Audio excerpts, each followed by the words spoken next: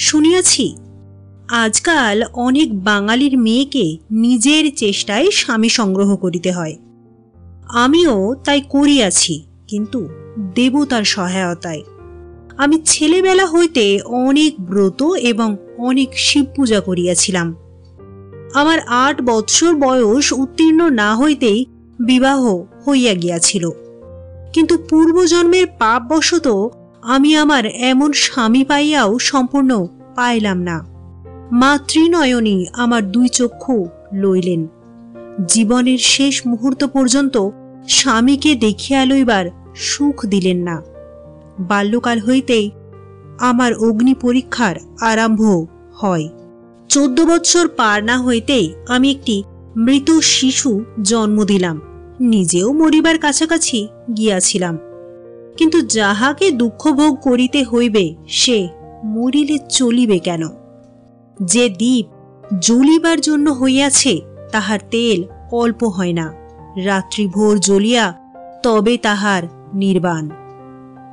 বাঁচিলাম বটে, কিন্তু শরীরের দুর্বলতায়, মনের খেদে অথবা যে কারণেই হোক আমার চোখের পীড়া হইল। আমার স্বামী তখন ডাক্তারি পড়িতেছিলেন। নতুন বিদ্যাশিক্ষার উৎসাহবশত চিকিৎসা করিবার সুযোগ পাইলে তিনি খুশি হইয়া উঠিতেন। তিনি নিজেই আমার চিকিৎসা আরম্ভ করিলেন। দাদা সে বছর বিএল দিবেন বলিয়া কলেজে পড়িতেছিলেন। তিনি একদিন আসিয়া আমার স্বামীকে কহিলেন, করিতেছ কি?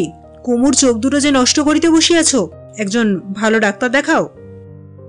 আমার স্বামী কহিলেন, ভালো ডাক্তার আসিয়া নতুন চিকিৎসা কি করিবে? ওষুধপত্র তো সবই জানা আছে। দাদা কিছুদিন রাগিয়া কহিলেন, তবে তো তোমার সঙ্গে তোমাদের কলেজের বড় সাহেবের কোনো প্রভেদ নাই। স্বামী বলিলেন, আইন পড়িতেছ, ডাক্তারি তুমি কি বোঝো? তুমি যখন বিবাহ করিবে তখন তোমার স্ত্রীর সম্পত্তি লইয়া যদি কখনো মোকদ্দমা বাঁধে, তুমি কি আমার পরামর্শ মতো চলিবে? আমি মনে মনে ভাবিতেছিলাম, রাজায় রাজায় যুদ্ধ হইলে উলুখড়েরই বিপদ সবচেয়ে বেশি। স্বামীর সঙ্গে বিবাদ বাঁধিল দাদার, কিন্তু 2 পক্ষ হইতেই বাজিতেছে আমাকেই। আবার ভাবিলাম, দাদারা যখন আমাকে দানি করিয়াছেন তখন আমার সম্বন্ধে কর্তব্য লইয়া এ সমস্ত ভাগাভাগি কেন? আমার সুখ দুঃখ, আমার রোগ ও আরোগ্য সে তো সমস্তই আমার স্বামীর। সেদিন আমার এই এক সামান্য চোখের চিকিৎসা লইয়া দাদার সঙ্গে আমার স্বামীর যেন একটু মনান্তর হইয়া গেল। সহজে আমার চোখ দিয়া জল পড়িতেছিল। আমার জলের ধারা আরও বাড়িয়া উঠিল। তাহার প্রকৃত কারণ আমার স্বামী কিংবা দাদা কেহই তখন বুঝিলেন না। আমার স্বামী কলেজে গেলে বিকেলবেলায় হঠাৎ দাদা এক ডাক্তার লইয়া আসিয়া উপস্থিত। ডাক্তার পরীক্ষা করিয়া কহিল, সাবধানে না থাকিলে পীড়া গুরুতর হইবার সম্ভাবনা আছে। এই বলিয়া কি সমস্ত ওষুধ লিখিয়া দিল। দাদা তখনই তাহা আনাইতে পাঠাইলেন। ডাক্তার চলিয়া গেলে আমি দাদাকে বলিলাম, দাদা, আপনার পায়ে পড়ি, আমার যে চিকিৎসা চলিতেছে তাহাতে কোনরূপ ব্যাঘাত ঘটাইবেন না। আমি শিশুকাল হইতে দাদাকে খুব ভয় করিতাম। তাহাকে যে মুখ ফুটিয়ে এমন করিয়া কিছু বলিতে পারিব, ইহা আমার পক্ষে এক আশ্চর্য ঘটনা। কিন্তু আমি বেশ বুঝিয়াছিলাম আমার স্বামীকে লুকাইয়া দাদা আমার যে চিকিৎসার ব্যবস্থা করিতেছেন তাহাতে আমার অশুভ বই শুভ নাই। দাদাও আমার প্রগলভতায় বোধ করি কিছু আশ্চর্য হইলেন। কিছুক্ষণ চুপ করিয়া ভাবিয়া অবশেষে বলিলেন, আচ্ছা, আমি আর ডাক্তার আনিব না, কিন্তু যে ওষুধটা আসিবে তাহা বিধি মতে সেবন করিয়া দেখিস। ওষুধ আসিলে পর আমাকে তাহা ব্যবহারের নিয়ম বুঝাইয়া দিয়া দাদা চলিয়া গেলেন। স্বামী কলেজ হইতে আসিবার পূর্বেই আমি সে কৌটো, শিশি তুলি এবং বিধি বিধান সমস্তই সযত্নে আমাদের প্রাঙ্গণের পাতকুয়ার মধ্যে ফেলিয়া দিলাম। দাদার সঙ্গে কিছু আড়ি করিয়ায় আমার স্বামী যেন আরো দ্বিগুণ চেষ্টায় আমার চোখের চিকিৎসায় প্রবৃত্ত হইলেন। এ বেলা ও বেলা ওষুধ বদল হইতে লাগিল। চোখে ঠুলি পরিলাম, চশমা পরিলাম, চোখে ফোঁটা ফোঁটা করিয়া ওষুধ ঢালিলাম, গুঁড়া লাগাইলাম, দুর্গন্ধ মাছের তেল খাইয়া ভিতরকার পাক যন্ত্রশুদ্ধ যখন বাহির হইবার উদ্যম করিত, তাহাও দমন করিয়া রহিলাম। স্বামী জিজ্ঞাসা করিতেন, কেমন বোধ হইতেছে? আমি বলিতাম, অনেকটা ভালো। আমি মনে করিতেও চেষ্টা করিতাম যে ভালোই হইতেছে। যখন বেশি জল পড়িতে থাকিত তখন ভাবিতাম, জল কাটিয়া যাওয়াই ভালো লক্ষণ। যখন জল পড়া বন্ধ হইত তখন ভাবিতাম, এই তো আরোগ্যের পথে দাঁড়াইয়াছি। কিন্তু কিছুকাল পরে যন্ত্রণা অসহ্য হইয়া উঠিল। চোখে ঝাপসা দেখিতে লাগিলাম এবং মাথার বেদনায় আমাকে স্থির থাকিতে দিল না। দেখিলাম আমার স্বামীও যেন কিছু অপ্রতিভ হইয়াছেন। এতদিন পরে কিছুতা করিয়া যে ডাক্তার ডাকিবেন ভাবিয়া পাইতেছেন না। আমি তাহাকে বলিলাম, দাদার মন রক্ষা করার জন্য একবার একজন ডাক্তার ডাকিতে দোষ কি? এই লইয়া তিনি অনর্থক রাগ করিতেছেন, ইহাতে আমার মনে কষ্ট হয়। চিকিৎসা তো তুমি করিবে, ডাক্তার একজন উপসর্গ থাকা ভালো। স্বামী কহিলেন, ঠিক বলিয়াছ। এই বলিয়া সেই দিনই এক ইংরেজ ডাক্তার লইয়া হাজির করিলেন। কি কথা হইল জানি না, কিন্তু মনে হইল যেন সাহেব আমার স্বামীকে কিছু ভর্ৎসনা করিলেন। তিনি নত শিরে নিরুত্তরে দাঁড়াইয়া রহিলেন।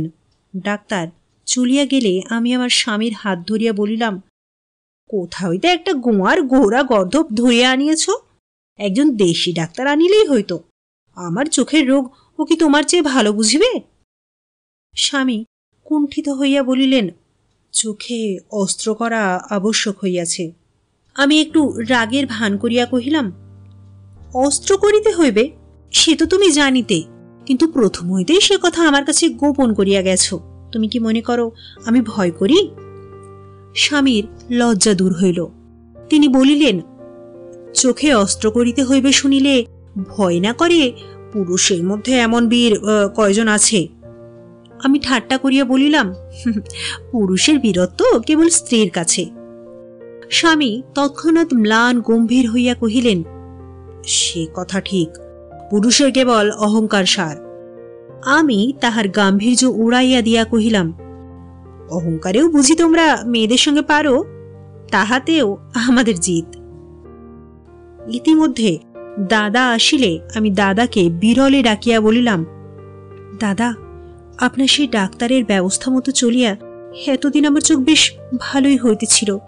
একদিন ভ্রমক্রমে খাইবার ওষুধ চক্ষে লেপন করিয়া তাহার পর হইতে চোখ যায় যায় হইয়া উঠিয়াছে। আমার স্বামী বলিতেছেন চোখে অস্ত্র করিতে হইবে। দাদা বলিলেন, আমি ভাবিতেছিলাম তোমার স্বামীর চিকিৎসায় চলিতেছে, তাই আরো আমি রাগ করিয়া এতদিন আসি নাই। আমি বলিলাম, না, আমি গোপনে সেই ডাক্তারের ব্যবস্থা মতোই চলিতেছিলাম, স্বামীকে জানাই নাই, পাছে তিনি রাগ করেন। স্ত্রী জন্ম গ্রহণ করিলে এত মিথ্যাও বলিতে হয়। দাদার মনেও কষ্ট দিতে পারি না, স্বামীর যশও ক্ষুণ্ণ করা চলে না। মা হইয়া কোলের শিশুকে ভুলাইতে হয়, স্ত্রী হইয়া শিশুর বাপকে ভুলাইতে হয়।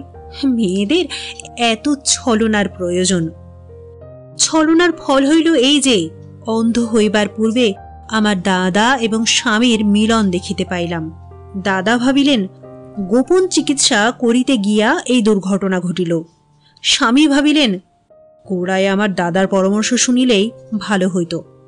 এই ভাবিয়া দুই অনুতপ্ত হৃদয় ভিতরে ভিতরে ক্ষমাপ্রার্থী হইয়া পরস্পরের অত্যন্ত নিকটবর্তী হইল।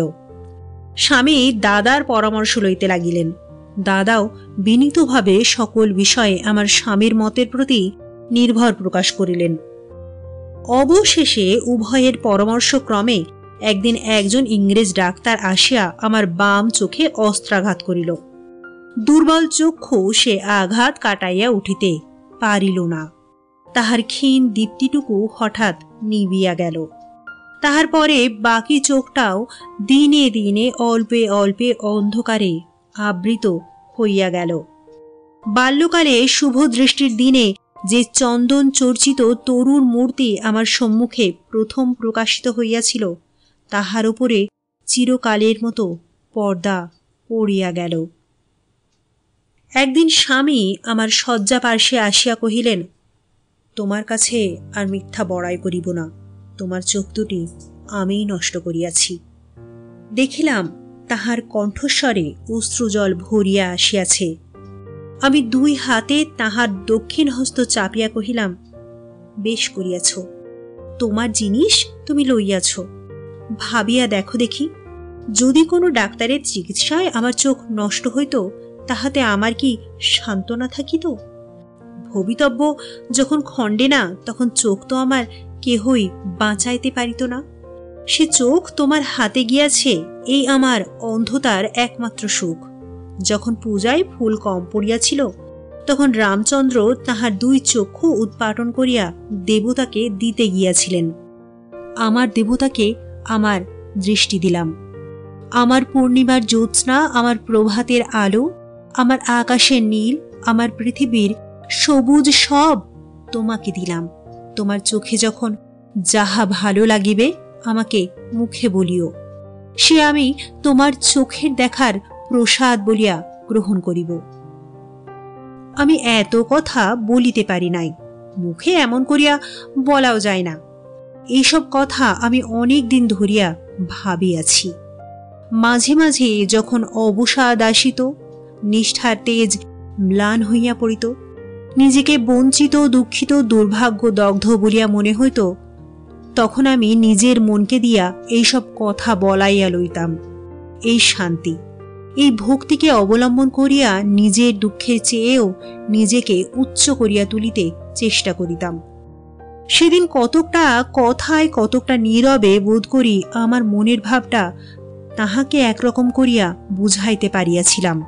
তিনি কহিলেন, কুমু, মূঢ়তা করিয়া তোমার যা নষ্ট করিয়াছি সে আর ফিরাইয়া দিতে পারিব না, কিন্তু আমার যতদূর সাধ্য তোমার চোখের অভাব মোচন করিয়া তোমার সঙ্গে সঙ্গে থাকিব। আমি কহিলাম, সে কোনো কাজের কথা নয়। তুমি যে তোমার ঘরকন্যাকে একটি অন্ধের হাসপাতাল করিয়া রাখিবে, সে আমি কিছুতেই হইতে দিব না। তোমাকে আরেকটি বিবাহ করিতেই হইবে। কি জন্য যে বিবাহ করা নিতান্ত আবশ্যক তাহা সবিস্তারে বলিবার পূর্বে আমার একটুখানি কণ্ঠরোধ হইবার উপক্রম হইল। একটু কাশিয়া, একটু সামলাইয়া লইয়া বলিতে যাইতেছি, এমন সময় আমার স্বামী উচ্ছ্বসিত আবেগে বলিয়া উঠিলেন, আমি মূঢ়, আমি অহংকারী, কিন্তু তাই বলিয়া আমি পাষণ্ড নই। নিজের হাতে তোমাকে অন্ধ করিয়াছি। অবশেষে সেই দোষে তোমাকে পরিত্যাগ করিয়া যদি অন্য স্ত্রী গ্রহণ করি, তবে আমাদের ইষ্টদেব গোপীনাথের শপথ করিয়া বলিতেছি, আমি যেন ব্রহ্মহত্যা, পিতৃহত্যার পাতকী হই। এত বড় শপথটা করিতে দিতাম না, বাধা দিতাম। কিন্তু অশ্রু তখন বুক বাহিয়া, কণ্ঠ চাপিয়া, 2 চক্ষু ছাপিয়া ঝরিয়া পড়িবার জো করিতেছিল। তাহাকে সংবরণ করিয়া কথা বলিতে পারিতেছিলাম না। তিনি যাহা বলিলেন তাহা শুনিয়া বিপুল আনন্দের উদ্বেগে বালিশের মধ্যে মুখ চাপিয়া কাঁদিয়া উঠিলাম। আমি অন্ধ, তবু তিনি আমাকে ছাড়িবেন না। দুঃখীর দুঃখের মতো আমাকে হৃদয়ে করিয়া রাখিবেন, এত সৌভাগ্য আমি চাই না, কিন্তু মন তো স্বার্থপর। অবশেষে অশ্রুর প্রথম পশলাটা সবেগে বর্ষণ হইয়া গেলে তাহার মুখ আমার বুকের কাছে টানিয়া লইয়া বলিলাম, এমন ভয়ঙ্কর শপথ কেন করিলে? আমি কি তোমাকে নিজের সুখের জন্য বিবাহ করিতে বলিয়াছিলাম? সতীনকে দিয়া আমি আমার স্বার্থ সাধন করিতাম। চোখের অভাবে তোমার যে কাজ নিজে করিতে পারিতাম না, সে আমি তাহাকে দিয়া করাইতাম। স্বামী কহিলেন, কাজ তো দাসীতেও করে। আমি কি কাজের সুবিধার জন্য একটা দাসী বিবাহ করিয়া আমার এই দেবীর সঙ্গে এক আসনে বসাইতে পারি? বলিয়া আমার মুখ তুলিয়া ধরিয়া আমার ললাটে একটি নির্মল চুম্বন করিলেন। সেই চুম্বনের দ্বারা আমার যেন তৃতীয় নেত্র উন্মিলিত হইল। সেই ক্ষণে আমার দেবীত্বে অভিষেক হইয়া গেল। আমি মনে মনে কহিলাম, সেই ভালো। যখন অন্ধ হইয়াছি তখন আমি এই বহিঃসংসারের আর গৃহিণী হইতে পারি না। এখন আমি সংসারের ওপরে উঠিয়া দেবী হইয়া স্বামীর মঙ্গল করিব। আর মিথ্যা নয়, ছলনা নয়, গৃহিণী রমণীর যত কিছু ক্ষুদ্রতা এবং কপটতা আছে সমস্ত দূর করিয়া দিলাম। সেদিন সমস্ত দিন নিজের সঙ্গে একটা বিরোধ চলিতে লাগিল। গুরুতর শপথে বাধ্য হইয়া স্বামী যে কোনো মতেই দ্বিতীয়বার বিবাহ করিতে পারিবেন না, এই আনন্দ মনের মধ্যে যেন একেবারে দংশন করিয়া রহিল। কিছুতেই তাহাকে ছাড়াইতে পারিলাম না। অদ্য আমার মধ্যে যে নতুন দেবীর আবির্ভাব হইয়াছে, তিনি কহিলেন, হয়তো এমন দিন আসিতে পারে যখন এই শপথ পালন অপেক্ষা বিবাহ করিলে তোমার স্বামীর মঙ্গল হইবে। কিন্তু আমার মধ্যে যে পুরাতন নারী ছিল, সে কহিল, তা হোক, কিন্তু তিনি যখন শপথ করিয়াছেন তখন তো আর বিবাহ করিতে পারিবেন না। দেবী কহিলেন, তা হোক, কিন্তু ইহাতে তোমার খুশি হইবার কোনো কারণ নাই। মানবী কহিল, সকলই বুঝি, কিন্তু যখন তিনি শপথ করিয়াছেন তখন, ইত্যাদি বারবার সেই এক কথা। দেবী তখন কেবল নিরুত্তরে ভ্রুকুটি করিলেন এবং একটা ভয়ঙ্কর আশঙ্কার অন্ধকারে আমার সমস্ত অন্তঃকরণ আচ্ছন্ন হইয়া গেল।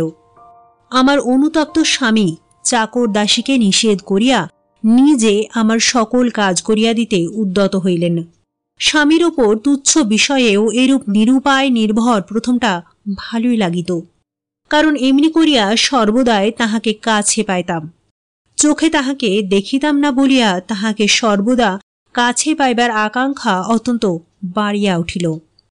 স্বামী সুখের যে অংশ আমার চোখের ভাগে পড়িয়াছিল, সেইটা এখন অন্য ইন্দ্রিয়েরা বাঁটিয়া লইয়া নিজেদের ভাগ বাড়াইয়া লইবার চেষ্টা করিল। এখন আমার স্বামী অধিকক্ষণ বাহিরের কাজে থাকিলে মনে হইত আমি যেন শূন্যে রহিয়াছি, আমি যেন কোথাও কিছু ধরিতে পারিতেছি না, আমার যেন সব হারাইল। পূর্বে স্বামী যখন কলেজে যাইতেন তখন বিলম্ব হইলে পথের দিকের জানালা একটুখানি ফাঁক করিয়া পথ চাহিয়া থাকিতাম। যে জগতে তিনি বেড়াইতেন সে জগৎটাকে আমি চোখের দ্বারা নিজের সঙ্গে বাঁধিয়া রাখিয়াছিলাম। আজ আমার দৃষ্টিহীন সমস্ত শরীর তাহাকে অন্বেষণ করিতে চেষ্টা করে। তাহার পৃথিবীর সহিত আমার পৃথিবীর যে প্রধান সাঁকো ছিল সেটা আজ ভাঙিয়া গেছে। এখন তাহার এবং আমার মাঝখানে একটা দুস্তর অন্ধতা। এখন আমাকে কেবল নিরুপায় ব্যগ্রভাবে বসিয়া থাকিতে হয়। কখন তিনি তাহার পার হইতে আমার পারে আপনে আসিয়া উপস্থিত হইবেন।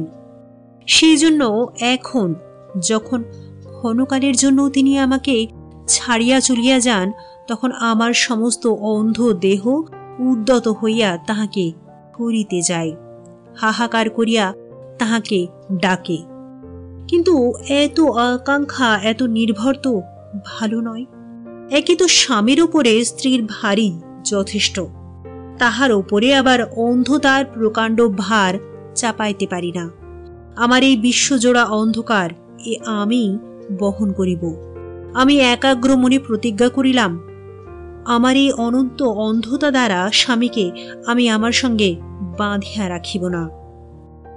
অল্পকালের মধ্যেই শব্দ, গন্ধ, স্পর্শের দ্বারা আমি আমার সমস্ত অভ্যস্ত কর্ম সম্পন্ন করিতে শিখিলাম।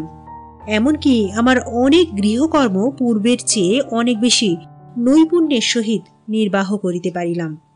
এখন মনে হইতে লাগিল, দৃষ্টি আমাদের কাজের যতটা সাহায্য করে তার চেয়ে ঢের বেশি বিক্ষিপ্ত করিয়া দেয়।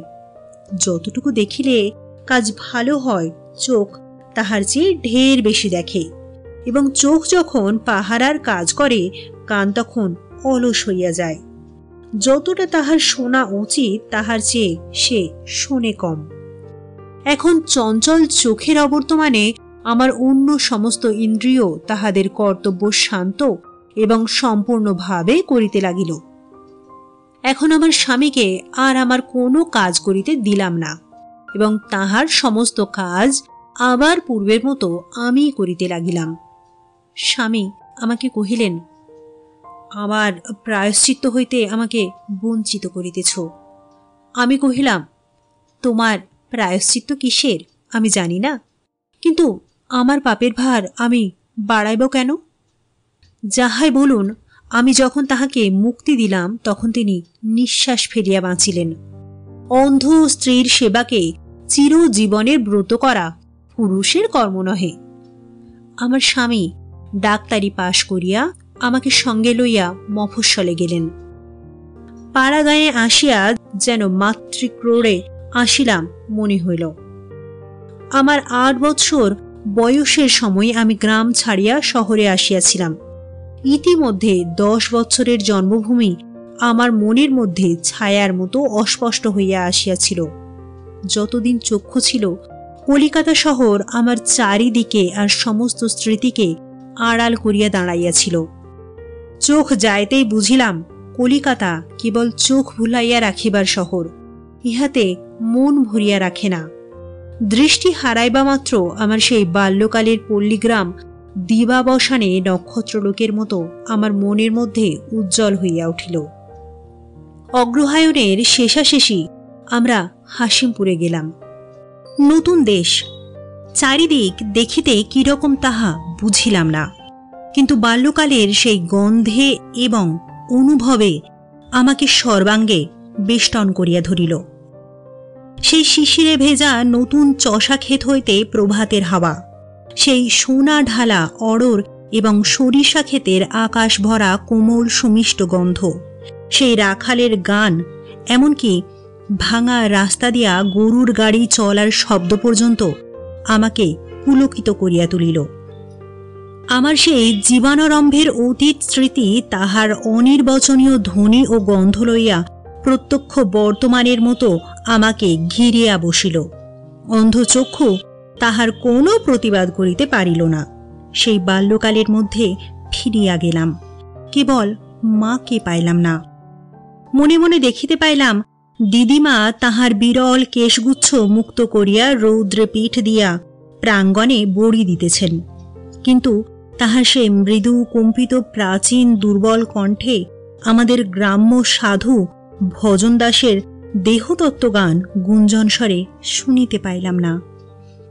সেই নবান্নের উৎসব শীতের শিশির স্নাত আকাশের মধ্যে সজীব হইয়া জাগিয়া উঠিল, কিন্তু ঢেঁকিশালে নতুন ধান কুটিবার জনতার মধ্যে আমার ছোট ছোট পল্লী সঙ্গিনীদের সমাগম কোথায় গেল? সন্ধ্যাবেলা অদূরে কোথা হইতে হাম্বাধ্বনি শুনিতে পাই, তখন মনে পড়ে মা সন্ধ্যাদীপ হাতে করিয়া গোয়ালে আলো দেখাইতে যাইতেছেন। সেই সঙ্গে ভিজা জাবনার ও খড় জ্বালানো ধোঁয়ার গন্ধ যেন হৃদয়ের মধ্যে প্রবেশ করে, এবং শুনিতে পাই পুকুরের পাড়ে বিদ্যালঙ্কারদের ঠাকুরবাড়ি হইতে কাঁসর ঘণ্টার শব্দ আসিতেছে। কে যেন আমার সেই শিশুকালের 8টি বৎসরের মধ্য হইতে তাহার সমস্ত বস্তু অংশ ছাঁকিয়া লইয়া কেবল তাহার রসটুকু গন্ধটুকু আমার চারিদিকে রাশিকৃত করিয়াছে। এই সঙ্গে আমার সেই ছেলেবেলাকার ব্রত এবং ভোরবেলায় ফুল তুলিয়া শিব পূজার কথা মনে পড়িল। এ কথা স্বীকার করিতেই হইবে, কলিকাতার আলাপ আলোচনা আনাগুনার গোলমালে বুদ্ধির একটু বিকার ঘটেই। ধর্মকর্ম ভক্তি শ্রদ্ধার মধ্যে নির্মল সরলতাটুকু থাকে না। সেদিনের কথা আমার মনে পড়ে, যেদিন অন্ধ হওয়ার পরে কলিকাতায় আমার পল্লীবাসিনী এক সখী আসিয়া আমাকে বলিয়াছিল, তোর রাগ হয় না কমু? আমি হইলে এমন স্বামীর মুখ দেখিতাম না। আমি বলিলাম, ভাই, মুখ দেখা তো বন্ধই বটে, সেজন্যে এই পোড়া চোখের ওপর রাগ হয়, কিন্তু স্বামীর ওপর রাগ করিতে যাইব কেন? যথাসময়ে ডাক্তার ডাকেন নাই বলিয়া লাবণ্য আমার স্বামীর ওপর অত্যন্ত রাগিয়াছিল এবং আমাকেও রাগাইবার চেষ্টা করিয়াছিল, কিন্তু আমি তাহাকে বুঝাইলাম, সংসারে থাকিলে ইচ্ছায় অনিচ্ছায়, জ্ঞানে অজ্ঞানে, ভুলে ভ্রান্তিতে দুঃখ সুখ নানা রকম ঘটিয়া থাকে, কিন্তু মনের মধ্যে যদি ভক্তি স্থির রাখিতে পারি তবে দুঃখের মধ্যেও একটা শান্তি থাকে। নহিলে কেবল রাগারাগি রেশারেশি বকাবকি করিয়াই জীবন কাটিয়া যায়। অন্ধ হইয়াছি, এই তো যথেষ্ট দুঃখ। তাহার পরে স্বামীর প্রতি বিদ্বেষ করিয়া দুঃখের বোঝা বাড়াইব কেন? আমার মতো বালিকার মুখে সেকেলে কথা শুনিয়া লাবণ্য রাগ করিয়া অবজ্ঞা ভরে মাথা নাড়িয়া চলিয়া গেল। কিন্তু যাই বলি, কথার মধ্যে বিষ আছে, কথা একেবারে ব্যর্থ হয় না। লাবণ্যের মুখ হইতে রাগের কথা আমার মনের মধ্যে দুটো একটা স্ফুলিঙ্গ ফেলিয়া গিয়াছিল। আমি সেটা পা দিয়া মাড়াইয়া নিবাইয়া দিয়াছিলাম, কিন্তু তবু দুটো একটা দাগ থাকিয়াছিল। তাই বলিতেছিলাম, কলিকাতায় অনেক তর্ক, অনেক কথা, সেখানে দেখিতে দেখিতে বুদ্ধি অকালে পাকিয়া ওঠে, বুদ্ধি অকালে পাকিয়া কঠিন হইয়া ওঠে। পাড়া গাঁয়ে আসিয়া আমার সেই শিব পূজার শীতল ও শিউলি ফুলের গন্ধে হৃদয়ের সমস্ত আশা ও বিশ্বাস আমার সেই শিশুকালের মতোই নবীন ও উজ্জ্বল হইয়া উঠিল। দেবতায় আমার হৃদয় এবং আমার সংসার পরিপূর্ণ হইয়া গেল। আমি নত শিরে লুটাইয়া পড়িলাম, বলিলাম, হে দেব, আমার চক্ষু গেছে, বেশ হইয়াছে, তুমি তো আমার আছো। হাই, ভুল বলিয়াছিলাম। তুমি আমার আছো এ কথাও স্পর্ধার কথা। আমি তোমার আছি, কেবল এইটুকু বলবারই অধিকার আছে। ওগো, একদিন কণ্ঠ চাপিয়া আমার দেবতা এই কথাটা আমাকেই বলাইয়া লইবে। কিছুই না থাকিতে পারে, কিন্তু আমাকে থাকিতেই হইবে। কাহারও ওপরে কোনো জোর নাই, কেবল নিজের ওপরেই আছে। কিছুকাল বেশ সুখে কাটিল। ডাক্তারিতে আমার স্বামীরও প্রতিপত্তি বাড়িতে লাগিল, হাতে কিছু টাকাও জমিল। কিন্তু টাকা জিনিসটা ভালো নয়, উহাতে মন চাপা পড়িয়া যায়। মন যখন রাজত্ব করে তখন সে আপনার সুখ আপনি সৃষ্টি করিতে পারে, কিন্তু ধন যখন সুখ সঞ্চয়ের ভার নেয় তখন মনের আর কাজ থাকে না। তখন আগে যেখানে মনের সুখ ছিল, জিনিসপত্র আসবাব আয়োজন সেই জায়গাটা জুড়িয়া বসে, সেই জায়গাটুকু জুড়িয়া বসে। তখন সুখের পরিবর্তে কেবল সামগ্রী পাওয়া যায়। কোনো বিশেষ কথা বা বিশেষ ঘটনার উল্লেখ করিতে পারি না, কিন্তু অন্ধের অনুভব শক্তি বেশি বলিয়া কিংবা কি কারণ জানি না, অবস্থার সচ্ছলতার সঙ্গে সঙ্গে আমার স্বামীর পরিবর্তন আমি বেশ বুঝিতে পারিতাম। যৌবনারম্ভে ন্যায় অন্যায়, ধর্ম অধর্ম সম্বন্ধে আমার স্বামীর যে একটি বেদনাবোধ ছিল, সেটা যেন প্রতিদিন অসাড় হইয়া আসিতেছিল। মনে আছে তিনি একদিন বলিতেন, ডাক্তারি যে কেবল জীবিকার জন্য শিখিতেছি তাহা নহে, ইহাতে অনেক গরিবের উপকার করিতে পারিব। যেসব ডাক্তার দরিদ্র মুমূর্ষের দ্বারে আসিয়া আগাম ভিজিট না লইয়া নারী দেখিতে চায় না, তাহাদের কথা বলিতে গিয়া ঘৃণায় তাহার বাকরোধ হইত। আমি বুঝিতে পারি এখন আর সেদিন নাই। একমাত্র ছেলের প্রাণ রক্ষার জন্য দরিদ্র নারী তাহার পা জড়াইয়া ধরিয়াছে, তিনি তাহা উপেক্ষা করিয়াছেন। শেষে আমি মাথার দিব্য দিয়া তাহাকে চিকিৎসায় পাঠাইয়াছি, কিন্তু মনের সঙ্গে কাজ করেন নাই। যখন আমাদের টাকা অল্প ছিল, তখন অন্যায় উপার্জনকে আমার স্বামী কি চক্ষে দেখিতেন তাহা আমি জানি। কিন্তু ব্যাংকে এখন অনেক টাকা জমিয়াছে। এখন একজন ধনী লোকের আমলা আসিয়া তাহার সঙ্গে গোপনে 2 দিন ধরিয়া অনেক কথা বলিয়া গেল। কি বলিল আমি কিছুই জানি না, কিন্তু তাহার পরে যখন তিনি আমার কাছে আসিলেন, অত্যন্ত প্রফুল্লতার সঙ্গে অন্য নানা বিষয়ে নানা কথা বলিলেন, তখন আমার অন্তঃকরণের স্পর্শ শক্তি দ্বারা বুঝিলাম তিনি আজ কলঙ্ক মাখিয়া আসিয়াছেন। অন্ধ হইবার পূর্বে আমি যাহাকে শেষবার দেখিয়াছিলাম, আমার সে স্বামী কোথায়, যিনি আমার দৃষ্টিহীন 2 চক্ষুর মাঝখানে একটু চুম্বন করিয়া আমাকে একদিন দেবী পদে অভিষিক্ত করিয়াছিলেন, আমি তাহার কি করিতে পারিলাম?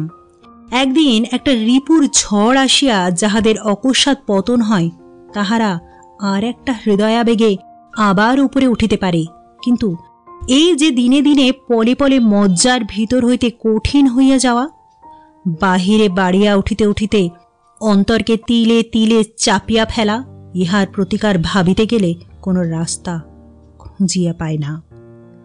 স্বামীর সঙ্গে আমার চোখে দেখার যে বিচ্ছেদ ঘটিয়াছে সে কিছুই নয়, কিন্তু প্রাণের ভিতরটা যে হাঁপাইয়া উঠে যখন মনে করি আমি যেখানে তিনি সেখানে নাই, আমি অন্ধ। সংসারের আলোক বর্জিত অন্তর প্রদেশে আমার সেই প্রথম বয়সের নবীন প্রেম অক্ষুণ্ণ ভক্তি, অখণ্ড বিশ্বাস লইয়া বসিয়া আছি। আমার দেব মন্দিরে জীবনের আরম্ভে আমি বালিকার করপুটে যে শেফালিকার অর্ঘ্যদান করিয়াছিলাম, তাহার শিশির এখনো শুকায় নাই। আর আমার স্বামী এই ছায়া শীতল চির নবীনতার দেশ ছাড়িয়া টাকা উপার্জনের পশ্চাতে সংসার মরুভূমির মধ্যে কোথায় অদৃশ্য হইয়া চলিয়া যাইতেছেন। আমি যাহা বিশ্বাস করি, যাহাকে ধর্ম বলি, যাহাকে সকল সুখ সম্পত্তির অধিক বলিয়া জানি, তিনি অতি দূর হইতে তাহার প্রতি হাসিয়া কটাক্ষপাত করেন। কিন্তু একদিন এ বিচ্ছেদ ছিল না। প্রথম বয়সে আমরা এক পথেই যাত্রা আরম্ভ করিয়াছিলাম। তাহার পরে কখন যে পথের ভেদ হইতে আরম্ভ হইতেছিল তাহা তিনিও জানিতে পারেন নাই, আমিও জানিতে পারি নাই। অবশেষে আজ আমি আর তাহাকে ডাকিয়া সাড়া পাই না। এক এক সময় ভাবি, হয়তো অন্ধ বলিয়া সামান্য কথাকে আমি বেশি করিয়া দেখি। চক্ষু থাকিলে আমি হয়তো সংসারকে ঠিক সংসারের মতো করিয়া চিনিতে পারিতাম। আমার স্বামীও আমাকে একদিন তাহাই বুঝাইয়া বলিলেন। সেদিন সকালে একটি বৃদ্ধ মুসলমান তাহার পৌত্রের ওলা উঠার চিকিৎসার জন্য তাহাকে ডাকিতে আসিয়াছিল। আমি শুনিতে পাইলাম, সে কহিল, বাবা, আমি গরিব, কিন্তু আল্লাহ তোমার ভালো করিবেন। আমার স্বামী কহিলেন, আল্লাহ যাহা করিবেন কেবল তাহাতেই আমার চলিবে না, তুমি কি করিবে সেটা আগে শুনি। শুনিবা মাত্রই ভাবিলাম, ঈশ্বর আমাকে অন্ধ করিয়াছেন, কিন্তু বধির করেন নাই কেন। বৃদ্ধ গভীর দীর্ঘ নিঃশ্বাসের সহিত হে আল্লাহ বলিয়া বিদায় হইয়া গেল। আমি তখনই ঝিকে দিয়া তাহাকে অন্তঃপুরের খিড়কিদ্বারে ডাকাইয়া আনিলাম। কহিলাম, বাবা, তোমার নাতৃর জন্যে এই ডাক্তারের খরচা কিছু দিলাম। তুমি আমার স্বামীর মঙ্গল প্রার্থনা করিয়া পাড়া হইতে হরিশ ডাক্তারকে ডাকিয়া লইয়া যাও। কিন্তু সমস্ত দিন আমার মুখে অন্ন রুচিল না। স্বামী অপরাহ্নের নিদ্রা হইতে জাগিয়া জিজ্ঞাসা করিলেন, তোমাকে বিমর্ষ দেখিতেছি কেন? পূর্বকালের অভ্যস্ত উত্তর একটা মুখে আসিতেছিল, না, কিছুই হয় নাই, কিন্তু ছলনার কাল গিয়াছে। আমি স্পষ্ট করিয়া বলিলাম, কতদিন তোমাকে বলিব মনে করি, কিন্তু বলিতে গিয়া ভাবিয়া পাই না।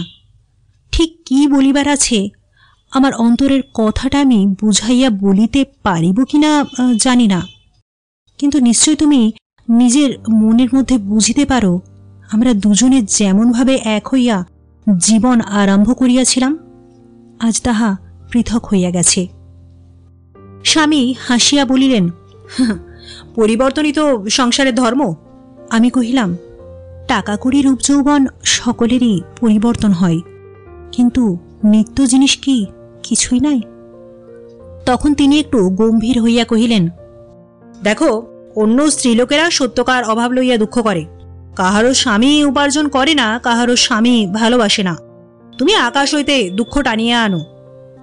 আমি তখনই বুঝিলাম অন্ধতা আমার চোখে এক অঞ্জন মাখাইয়া আমাকে এই পরিবর্তমান সংসারের বাহিরে লইয়া গেছে। আমি অন্য স্ত্রীলোকের মতো নহি, আমাকে আমার স্বামী বুঝিবেন না। ইতিমধ্যে আমার এক পিশাশুড়ি দেশ হইতে তাহার ভ্রাতুষ্পুত্রের সংবাদ লইতে আসিলেন। আমরা উভয়ে তাহাকে প্রণাম করিয়া উঠিতেই তিনি প্রথম কথাতেই বলিলেন, বলি বৌমা, তুমি কপালক্রমে দুইটি চক্ষু খোয়াইয়া বসিয়াছ, এখন আমাদের অবিনাশ অন্ধ স্ত্রীকে লইয়া ঘরকন্যা চালাইবে কি করিয়া? উহার আর একটা বিয়ে থাওয়া দিয়া দাও। স্বামী যদি ঠাট্টা করিয়া বলিতেন, তা বেশ তো পিসিমা, তোমরা দেখিয়া শুনিয়া একটা ঘটকালি করিয়া দাও না, তাহা হইলে সমস্ত পরিষ্কার হইয়া যাইত।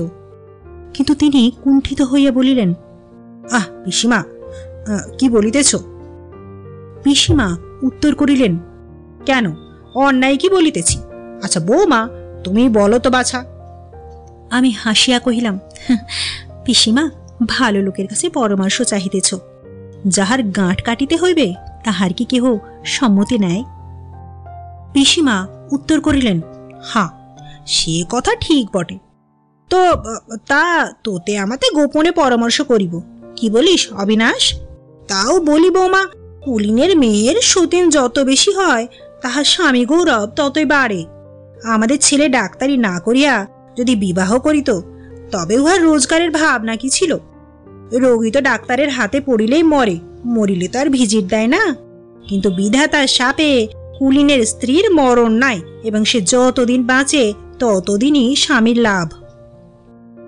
2 দিন বাদে আমার স্বামী আমার সম্মুখে পিসিমাকে জিজ্ঞাসা করিলেন, পিসিমা, আত্মীয়ের মতো করিয়া বউয়ের সাহায্য করিতে পারে এমন একটি ভদ্রঘরের স্ত্রীলোক দেখিয়া দিতে পারো? উনি চোখে দেখিতে পান না, সর্বদা ওর একটি সঙ্গিনী কেহ থাকিলে আমি নিশ্চিন্ত থাকিতে পারি।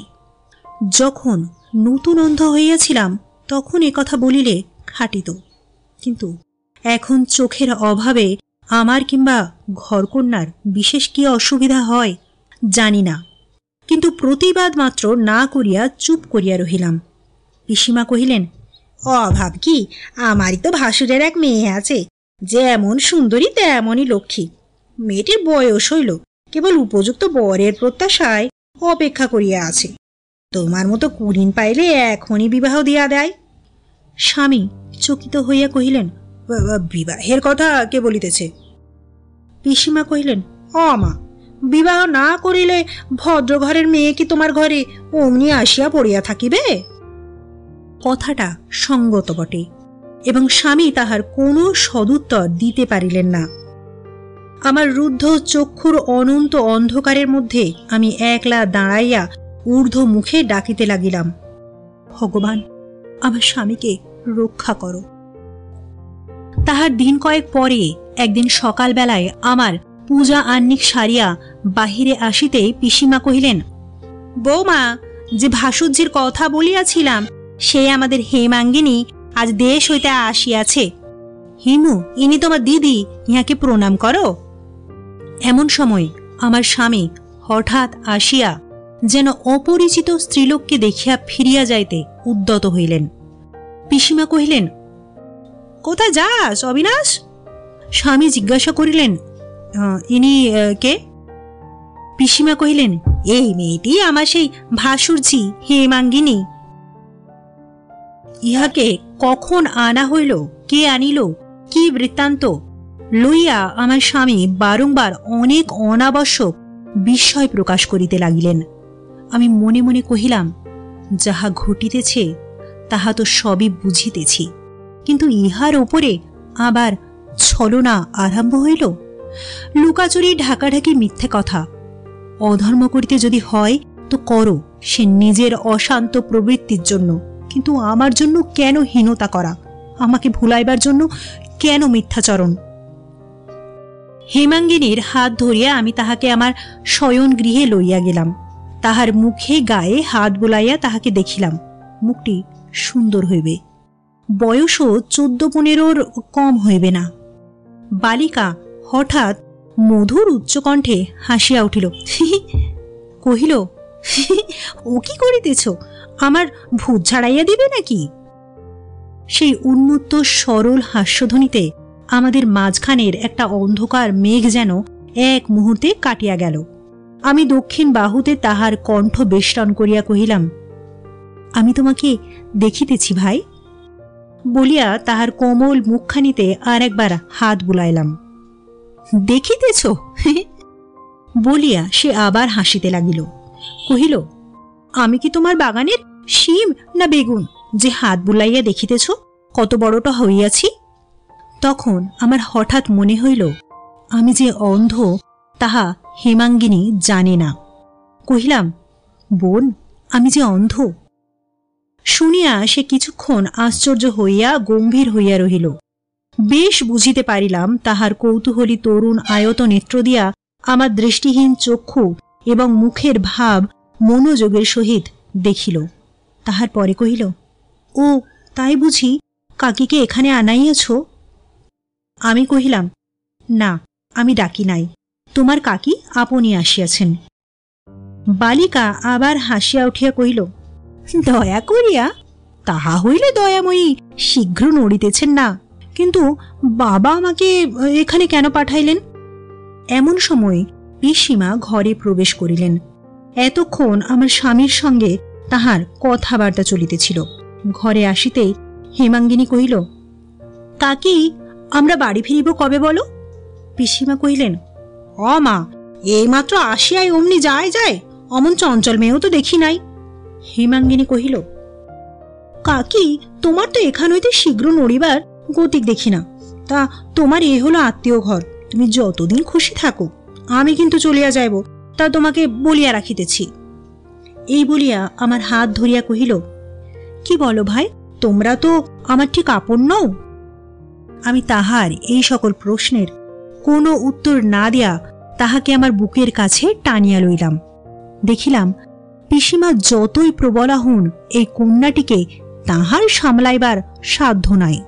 পিসিমা প্রকাশ্যে রাগ না দেখাইয়া হেমাঙ্গিনীকে একটু আদর করিবার চেষ্টা করিলেন। সে তাহা যেন গা হইতে ঝাড়িয়া ফেলিয়া দিল। পিসিমা সমস্ত ব্যাপারটিকে আদুরে মেয়ের একটা পরিহাসের মতো উড়াইয়া দিয়া হাসিয়া চলিয়া যাইতে উদ্যত হইলেন। আবার কি ভাবিয়া ফিরিয়া আসিয়া হেমাঙ্গিনীকে কহিলেন, হিমু, চল, তো স্নানের বেলা হইল। সে আমার কাছে আসিয়া কহিল, আমরা দুজনে ঘাটে যাইব, কি বলো ভাই? পিসিমা অনিচ্ছা সত্ত্বেও ক্ষান্ত দিলেন। তিনি জানিতেন টানাটানি করিতে গেলে হেমাঙ্গিনীরই জয় হইবে এবং তাহাদের মধ্যেকার বিরোধ অশোভন রূপে আমার সম্মুখে প্রকাশ হইবে। খিড়কির ঘাটে যাইতে যাইতে হেমাঙ্গিনী আমাকে জিজ্ঞাসা করিল, তোমার ছেলেপুলি নাই কেন? আমি ঈষৎ হাসিয়া কহিলাম, কেন তাহা কি করিয়া জানিব, ঈশ্বর দেন নাই। হেমাঙ্গিনী কহিল, অবশ্য তোমার ভিতরে কিছু পাপ ছিল। আমি কহিলাম, তাহাও অন্তর্যামী জানেন। বালিকা প্রমাণস্বরূপ কহিল, দেখো না, কাকির ভিতরে এত কুটিলতা যে উহার গর্ভে সন্তান জন্মিতে পায় না। পাপ পুণ্য, সুখ দুঃখ, দণ্ড পুরস্কারের তত্ত্ব নিজেও বুঝি না, বালিকাকেও বুঝাইলাম না। কেবল একটা নিঃশ্বাস ফেলিয়া মনে মনে তাহাকে কহিলাম, তুমিই জানো। হেমাঙ্গিনী তৎক্ষণাৎ আমাকে জড়াইয়া ধরিয়া হাসিয়া উঠিয়া কহিল, হো মা, আমার কথা শুনিয়াও তোমার নিঃশ্বাস পড়ে? আমার কথা বুঝি কেহ গ্রাহ্য করে? দেখিলাম স্বামীর ডাক্তারি ব্যবসায়ে ব্যাঘাত হইতে লাগিল। দূরে ডাক পড়িলে তো জানি না, কাছে কোথাও গেলেও চটপট সারিয়া চলিয়া আসেন। পূর্বে যখন কর্মের অবসরে ঘরে থাকিতেন, মধ্যাহ্নে আহার এবং নিদ্রার সময়ে কেবল বাড়ির ভিতরে আসিতেন। এখন পিসিমাও যখন তখন ডাকিয়া পাঠান, তিনিও অনাবশ্যক পিসিমার খবর লইতে আসেন। পিসিমা যখন ডাক ছাড়িয়া বলেন, হিমু, আমার পানের বাটাটা নিয়ে আয় তো, আমি বুঝিতে পারি পিসিমার ঘরে আমার স্বামী আসিয়াছেন। প্রথম প্রথম দিন 2-3 হেমাঙ্গিনী পানের বাটা, তেলের বাটি, সিঁদুরের কৌটো প্রভৃতি যথাদিষ্ট লইয়া যাইত, কিন্তু তাহার পরে ডাক পড়িলে সে আর কিছুতেই নড়িত না। ঝির হাত দিয়া আদিষ্ট দ্রব্য পাঠাইয়া দিত। পিসি ডাকিতেন, হেমাঙ্গিনী, হেমাঙ্গিনী, হিমু, হিমি। বালিকা যেন আমার প্রতি একটা করুণার আবেগে আমাকে জড়াইয়া থাকিত, একটা আশঙ্কা এবং বিষাদে তাহাকে আচ্ছন্ন করিত। ইহার পর হইতে আমার স্বামীর কথা সে আমার কাছে ভ্রমেও উল্লেখ করিত না। ইতিমধ্যে আমার দাদা আমাকে দেখিতে আসিলেন। আমি জানিতাম দাদার দৃষ্টি তীক্ষ্ণ। ব্যাপারটা কিরূপ চলিতেছে তাহা তাহার নিকট গোপন করা প্রায় অসাধ্য হইবে। আমার দাদা বড় কঠিন বিচারক, তিনি লেশমাত্র অন্যায়কে ক্ষমা করিতে জানেন না। আমার স্বামী যে তাহারই চক্ষের সম্মুখে অপরাধীরূপে দাঁড়াইবেন, ইহাই আমি সবচেয়ে ভয় করিতাম। আমি অতিরিক্ত প্রফুল্লতা দ্বারা সমস্ত আচ্ছন্ন করিয়া রাখিলাম। আমি বেশি কথা বলিয়া, বেশি ব্যস্ত সমস্ত হইয়া, অত্যন্ত ধুমধাম করিয়া চারিদিকে যেন একটা ধুলো উড়াইয়া রাখিবার চেষ্টা করিলাম, কিন্তু সেটা আমার পক্ষে এমন অস্বাভাবিক যে তাহাতেই আরো বেশি ধরা পড়িবার কারণ হইল। কিন্তু দাদা বেশি দিন থাকিতে পারিলেন না। আমার স্বামী এমনি অস্থিরতা প্রকাশ করিতে লাগিলেন যে তাহা প্রকাশ্য রূঢ়তার আকার ধারণ করিল। দাদা চলিয়া গেলেন। বিদায় লইবার পূর্বে পরিপূর্ণ স্নেহের সহিত আমার মাথার উপর অনেকক্ষণ কম্পিত হস্ত রাখিলেন। মনে মনে একাগ্রচিত্তে কি আশীর্বাদ করিলেন তাহা বুঝিতে পারিলাম। তাহার অশ্রু আমার অশ্রুসিক্ত কপলের ওপর আসিয়া পড়িল। মনে আছে সেদিন চৈত্র মাসের সন্ধ্যাবেলায় হাটের বারে লোকজন বাড়ি ফিরিয়া যাইতেছে, দূর হইতে বৃষ্টি লইয়া একটা ঝড় আসিতেছে, তাহারই মাটি ভেজা গন্ধ এবং বাতাসের আর্দ্রভাব আকাশে ব্যাপ্ত হইয়াছে। সঙ্গচ্যুত সাথীগণ অন্ধকার মাঠের মধ্যে পরস্পরকে ব্যাকুল ঊর্ধ্বকণ্ঠে ডাকিতেছে। অন্ধের শয়নগৃহে যতক্ষণ আমি একলা থাকি ততক্ষণ প্রদীপ জ্বালানো হয় না, পাছে শিখা লাগিয়া কাপড় ধরিয়া ওঠে বা কোনো দুর্ঘটনা হয়। আমি সেই নির্জন অন্ধকার কক্ষের মাটিতে বসিয়া দুই হাত জুড়িয়া আমার অনন্ত অন্ধ জগতের জগদীশ্বরকে ডাকিতেছিলাম, বলিতেছিলাম, প্রভু, তোমার দয়া যখন অনুভব হয় না, তোমার অভিপ্রায় যখন বুঝি না, তখন এই অনাথ ভগ্ন হৃদয়ের হালটাকে প্রাণপণে দুই হাতে বক্ষে চাপিয়া ধরি। বুক দিয়া রক্ত বাহির হইয়া যায়, তবু তুফান সামলাইতে পারি না। আমার আর কত পরীক্ষা করিবে? আমার কতটুকুই বা বল? এই বলিতে বলিতে অশ্রু উচ্ছ্বসিত হইয়া উঠিল। খাটের ওপর মাথা রাখিয়া কাঁদিতে লাগিলাম। সমস্ত দিন ঘরের কাজ করিতে হয়। হেমাঙ্গিনী ছায়ার মতো কাছে কাছে থাকে। বুকের ভিতরে যে অশ্রু ভরিয়া ওঠে সে আর ফেলিবার অবসর পায় না। অনেক দিন পরে আজ চোখের জল বাহির হইল। এমন সময় দেখিলাম খাট একটু নড়িল, মানুষ চলার উসখুস শব্দ হইল এবং মুহূর্ত পরে হেমাঙ্গিনী আসিয়া আমার গলা জড়াইয়া ধরিয়া নিঃশব্দে অঞ্চল দিয়া আমার চোখ মুছাইয়া দিতে লাগিল। সে যে সন্ধ্যার আরম্ভে কি ভাবিয়া কখন আসিয়া খাটেই শুইয়াছিল আমি জানিতে পারি নাই। সে একটি প্রশ্নও করিল না। আমি তাহাকে কোনো কথাই বলিলাম না। সে ধীরে ধীরে তাহার শীতল হস্ত আমার ললাটে বুলাইয়া দিতে লাগিল। ইতিমধ্যে কখন মেঘ গর্জন এবং মুষলধারে বর্ষণের সঙ্গে সঙ্গে একটা ঝড় হইয়া গেল বুঝিতেই পারিলাম না। বহুকাল পরে একটি সুস্নিগ্ধ শান্তি আসিয়া আমার জড়দাহদগ্ধ হৃদয়কে জুড়াইয়া দিল। পরদিন হেমাঙ্গিনী কহিল, কাকি, তুমি যদি বাড়ি না যাও, আমি আমার কৈবর্ত দাদার সঙ্গে চলিলাম, তাহা বলিয়া রাখিতেছি। পিসিমা কহিলেন, তাহাতে কাজ কি, আমিও কাল যাইতেছি, একসঙ্গেই যাওয়া হইবে। এই দেখিমু আমার অবিনাশ তোর জন্যে কেমন একটি মুক্ত দিয়া আংটি কিনিয়া দিয়াছে। বলিয়া সগর্বে পিসিমা আংটি হেমাঙ্গিনীর হাতে দিলেন। হেমাঙ্গিনী কহিল, এই দেখো কাকি, আমি কেমন সুন্দর লক্ষ্য করিতে পারি। বলিয়া জানালা হইতে তাক করিয়া আংটি খিড়কি পুকুরের মাঝখানে ফেলিয়া দিল। পিসিমা রাগে দুঃখে বিস্ময়ে কণ্টকিত হইয়া উঠিলেন। আমাকে বারংবার করিয়া হাতে ধরিয়া বলি দিলেন, বৌমা, এই ছেলে মানুষের কথা অবিনাশকে খবরদার বলিও না। ছেলে আমার তা হইলে মনে দুঃখ পাইবে। মাথা খাও বৌমা। আমি কহিলাম, আর বলিতে হইবে না পিসিমা, আমি কোনো কথাই বলিব না।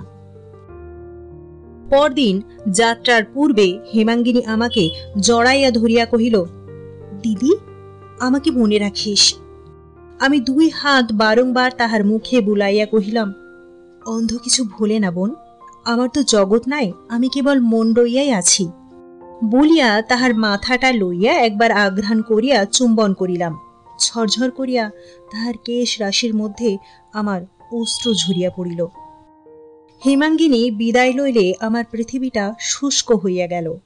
সে আমার প্রাণের মধ্যে যে সৌগন্ধ, সৌন্দর্য, সঙ্গীত, যে আলো, যে উজ্জ্বল আলো এবং যে কোমল তরুণতা আনিয়াছিল, তাহা চলিয়া গেলে একবার আমার সমস্ত সংসার আমার চারিদিকে দুই হাত বাড়াইয়া দেখিলাম কোথায় আমার কি আছে।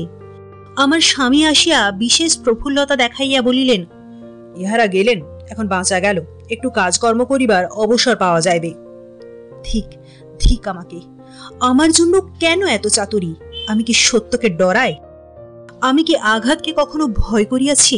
আমার স্বামী কি জানেন না, যখন আমি 2 চক্ষু দিয়াছিলাম তখন আমি কি শান্ত মনে আমার চিরান্ধকার গ্রহণ করি নাই? এতদিন আমার এবং আমার স্বামীর মধ্যে কেবল অন্ধতার অন্তরাল ছিল। আজ হইতে আর একটা ব্যবধান সৃজন হইল। আমার স্বামী ভুলিয়াও কখনো হেমাঙ্গিনীর নাম আমার কাছে উচ্চারণ করিতেন না, যেন তাহার সম্পর্কীয় সংসার হইতে হেমাঙ্গিনী একেবারে লুপ্ত হইয়া গেছে, যেন সেখানে সে কোনো কালে লেশমাত্র রেখাপাত করে নাই। অথচ পত্র দ্বারা তিনি যে সর্বদাই তাহার খবর পাইতেছেন তাহা আমি অনায়াসে অনুভব করিতে পারিতাম। যেমন পুকুরের মধ্যে বন্যার জল যেদিন একটু প্রবেশ করে সেই দিনই পদ্মের ডাঁটায় টান পড়ে, তেমনি তাহার ভিতরে একটুও যেদিন স্ফীতির সঞ্চার হয় সেদিন আমার হৃদয়ের মূলের মধ্য হইতে আমি আপনি অনুভব করিতে পারি। কবে তিনি খবর পাইতেন এবং কবে পাইতেন না তাহা আমার কাছে কিছু অগোচর ছিল না, কিন্তু আমিও তাহাকে তাহার কথা শুধাইতে পারিতাম না। আমার অন্ধকার হৃদয়ে সেই যে উন্মত্ত উদ্দাম উজ্জ্বল সুন্দর তারাটি ক্ষণকালের জন্য উদয় হইয়াছিল, তাহার একটু খবর পাইবার এবং তাহার কথা আলোচনা করিবার জন্য আমার প্রাণ তৃষিত হইয়া থাকিত। কিন্তু আমার স্বামীর কাছে মুহূর্তের জন্য তাহার নাম করিবার অধিকার ছিল না। আমাদের দুজনার মাঝখানে বাক্যে এবং বেদনায় পরিপূর্ণ এই একটা নীরবতা অটলভাবে বিরাজ করিত। বৈশাখ মাসের মাঝামাঝি একদিন ঝি আসিয়া আমাকে জিজ্ঞাসা করিল, মা ঠাকরন, ঘাটে যে অনেক আয়োজন, নৌকা প্রস্তুত হইতেছে, বাবা মশাই কোথায় যাইতেছেন? আমি জানিতাম একটা কি উদ্যোগ হইতেছে। আমার অদৃষ্টাকাশে প্রথম কিছুদিন ঝড়ের পূর্বকার নিস্তব্ধতা এবং তাহার পরে প্রলয়ের ছিন্ন বিচ্ছিন্ন মেঘ আসিয়া জমিতেছিল। সংহারকারী শঙ্কর নীরব অঙ্গগুলির ইঙ্গিতে তাহার সমস্ত প্রলয় শক্তিকে আমার মাথার ওপরে জড়ো করিতেছেন, তাহা আমি বুঝিতে পারিতেছিলাম। ঝিকে বলিলাম, কই, আমি তো এখনো কোনো খবর পাই নাই। ঝি আর কোনো প্রশ্ন জিজ্ঞাসা করিতে সাহস না করিয়া নিঃশ্বাস ফেলিয়া চলিয়া গেল। অনেক রাত্রে আমার স্বামী আসিয়া কহিলেন, দূরে এক জায়গায় আমার ডাক পড়িয়াছে, কাল ভোরেই আমাকে রওনা হইতে হইবে। বোধ করি ফিরিতে 2-3 দিন বিলম্ব হইতে পারে। আমি শয্যা হইতে উঠিয়া দাঁড়াইয়া কহিলাম, কেন কেন আমাকে মিথ্যা বলিতেছ? আমার স্বামী কম্পিত অস্ফুট কণ্ঠে কহিলেন, মিথ্যা কি বলিলাম? আমি কহিলাম, তুমি বিবাহ করিতে যাইতেছ। তিনি চুপ করিয়া রহিলেন। আমিও স্থির হইয়া দাঁড়াইয়া রহিলাম। অনেকক্ষণ ঘরে কোনো শব্দ রহিল না। শেষে আমি বলিলাম, একটা উত্তর দাও, বলো, হ্যাঁ আমি বিবাহ করিতে যাইতেছি। তিনি প্রতিধ্বনির ন্যায় উত্তর দিলেন, হ্যাঁ আমি বিবাহ করিতে যাইতেছি। আমি কহিলাম, না, তুমি যাইতে পারিবে না। তোমাকে আমি এই মহা বিপদ মহা পাপ হইতে রক্ষা করিব। আমি যদি না পারি তবে আমি তোমার কিসের স্ত্রী? কি জন্য আমি শিব পূজা করিয়াছিলাম? আবার অনেকক্ষণ গৃহ নিঃশব্দ হইয়া রহিল। আমি মাটিতে পড়িয়া স্বামীর পা জড়াইয়া ধরিয়া কহিলাম, আমি আমি তোমার কি অপরাধ করিয়াছি? কিসে আমার ত্রুটি হইয়াছে? অন্য স্ত্রীতে তোমার কিসের প্রয়োজন? মাথা খাও, সত্য করিয়া বলো। তখন আমার স্বামী ধীরে ধীরে কহিলেন, সত্যই বলিতেছি, আমি তোমাকে ভয় করি। তোমার অন্ধতা তোমাকে এক অনন্ত আবরণে আবৃত করিয়া রাখিয়াছে, সেখানে আমার প্রবেশ করিবার জো নাই। তুমি আবার দেবতা, তুমি আবার দেবতার ন্যায় ভয়ানক। তোমাকে লইয়া প্রতিদিন গৃহকার্য করিতে পারি না। যাহাকে বকিব, ঝকিব, রাগ করিব, সোহাগ করিব, গহনা গড়াইয়া দিব, এমন একটি সামান্য রমণী আমি চাই। আমার বুকের ভিতরে চিরিয়া দেখো, আমি সামান্য রমণী। আমি মনের মধ্যে সেই নববিবাহের বালিকা বই কিছু নই। আমি বিশ্বাস করিতে চাই, নির্ভর করিতে চাই, পুজো করিতে চাই। তুমি নিজেকে অপমান করিয়া, আমাকে দুঃসহ দুঃখ দিয়া তোমার চেয়ে আমাকে বড় করিয়া তুলিও না। আমাকে সর্ববিষয়ে তোমার পায়ের নিচে রাখিয়া দাও। আমি কি কি কথা বলিয়াছিলাম সে কি আমার মনে আছে? ক্ষুব্ধ সমুদ্র কি নিজের গর্জন নিজে শুনিতে পায়? কেবল মনে পড়ে বলিয়াছিলাম, যদি আমি সতী হই তবে ভগবান সাক্ষী রহিলেন, তুমি কোনো মতেই তোমার ধর্ম শপথ লঙ্ঘন করিতে পারিবে না। সে মহাপাপের পূর্বে হয় আমি বিধবা হইব, নয় হেমাঙ্গিনী বাঁচিয়া থাকিবে না। এই বলিয়া আমি মূর্ছিত হইয়া পড়িয়া গেলাম। যখন আবার মূর্ছা ভঙ্গ হইয়া গেল, তখনও রাত্রি শেষের পাখি ডাকিতে আরম্ভ করে নাই এবং আমার স্বামী চলিয়া গেছেন। আমি ঠাকুর ঘরে দ্বার রুদ্ধ করিয়া পূজায় বসিলাম।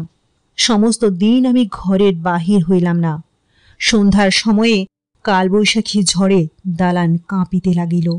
আমি বলিলাম না যে, হে ঠাকুর, আমার স্বামী এখন নদীতে আছেন, তাহাকে রক্ষা করো। আমি কেবল একান্ত মনে বলিতে লাগিলাম, ঠাকুর, আমার অদৃষ্টে যাহা হইবার তাহা হোক, কিন্তু আমার স্বামীকে মহাপাতক হইতে নিবৃত্ত করো। সমস্ত রাত্রি কাটিয়া গেল। তাহার পরদিনও আসন পরিত্যাগ করি নাই। অনিদ্রায় অনাহারে কে আমাকে বল দিয়াছিল জানি না। আমি পাষাণ মূর্তির সম্মুখে পাষাণ মূর্তির মতোই বসিয়াছিলাম।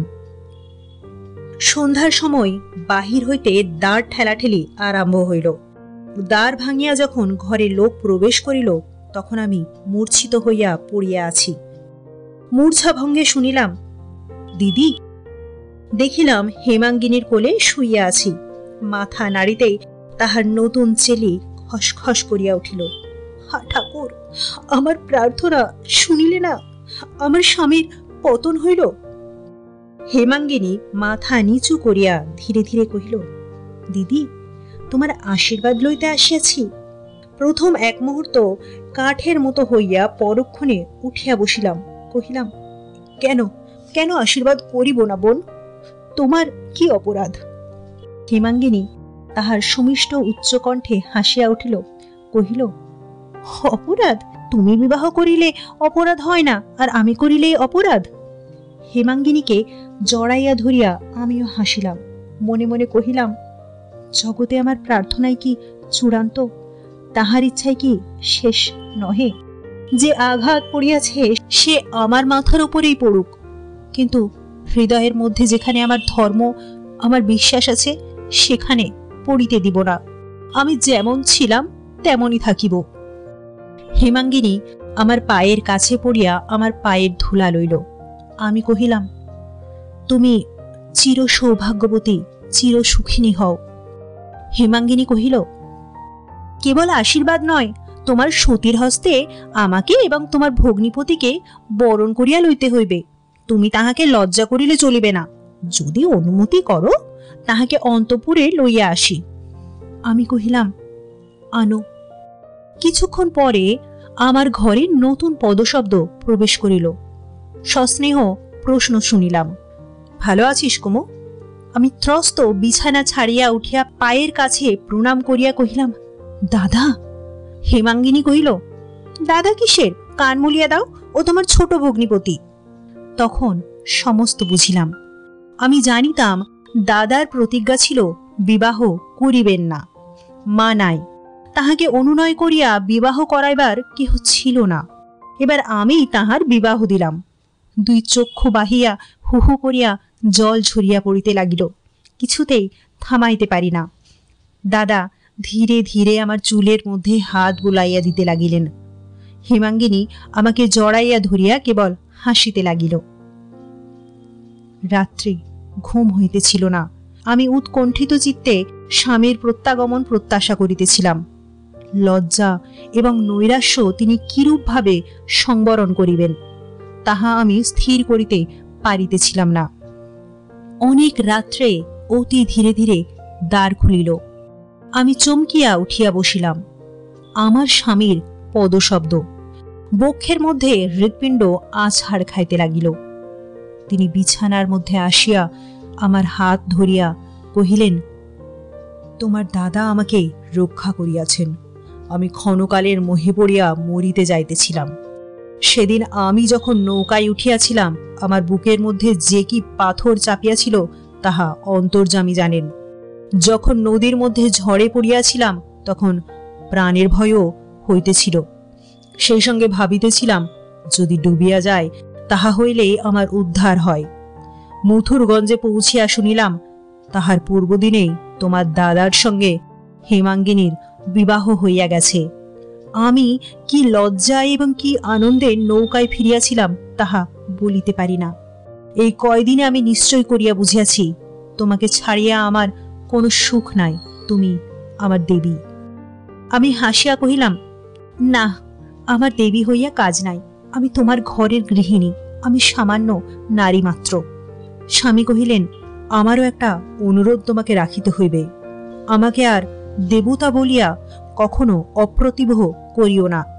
পরদিন উলুরব এবং শঙ্খধ্বনিতে পাড়া মাতিয়া উঠিল। হেমাঙ্গিনী আমার স্বামীকে আহারে উপবেশনে প্রভাতে রাত্রে নানা প্রকারে পরিহাস করিতে লাগিল। নির্যাতনের আর সীমা রহিল না। কিন্তু তিনি কোথায় গিয়াছিলেন, কি ঘটিয়াছিল, কেহ তাহার লেশমাত্র উল্লেখ করিল না। শুনছিলেন আমাদের আজকের গল্প রবীন্দ্রনাথ ঠাকুর রচিত দৃষ্টিদান। গল্পটি শুনে ভালো লেগে থাকলে অবশ্যই লাইক, কমেন্ট ও শেয়ার করবেন এবং আমাদের চ্যানেলে প্রথম এসে থাকলে চ্যানেলটিকে অবশ্যই সাবস্ক্রাইব করে রাখবেন এরকম গল্প আরও শোনার জন্য। আজ এই পর্যন্তই। নমস্কার।